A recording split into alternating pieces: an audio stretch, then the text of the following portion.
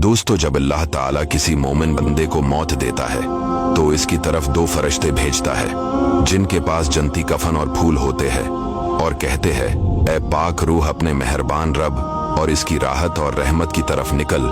तेरे अमाल बड़े सिथरे हैं, वो बेहतरीन महकती हुई खुशबू की तरह निकलती है।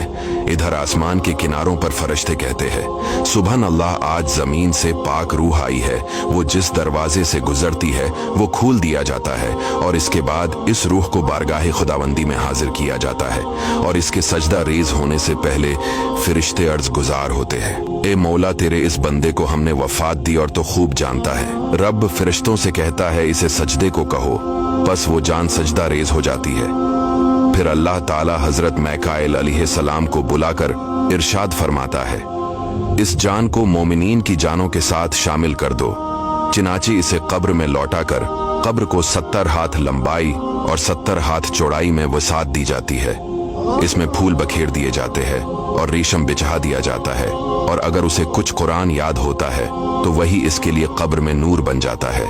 फिर एक दरवाजा जन्नत की तरफ खोल दिया जाता है और वो सुबह और शाम अपना जन्नती ठिकाना देखता है। जब अल्लाह ताला किसी काफिर को मौत देता है तो इसके पास दो फरिश्ते भेजता है। वो कहते हैं, ऐ नापाक रूह अपने रब की नाराजगी और दर्दनाक अजाब और जहन्नम की तरफ निकल। तेरे करतूत बड़े बर्रे थे, वो निहायत बदबूदार मुर्दे की तरह निकलती है।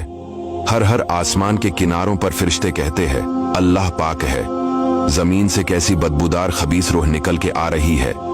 इसके लिए आसमानी दरवाजे नहीं खोले जाते।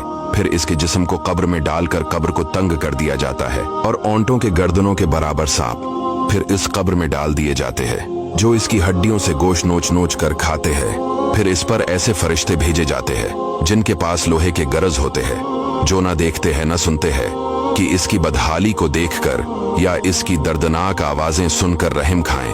वो इन हथौड़ों से इंतहाई जोर के साथ इसे मारते हैं। फिर इसकी कब्र में दोज़ख का दरवाजा खोल दिया जाता है। वो सुबह शाम अपनी जहन्नमी ठिकाने को देखता है। वो जहन्नम को देखकर अल्लाह ताला से सवाल करता है कि मुझे इसी कब्र में रहने दे ताकि बादी क़ियामत जहन्नम के अजाब में मुब्तला ना हुओं।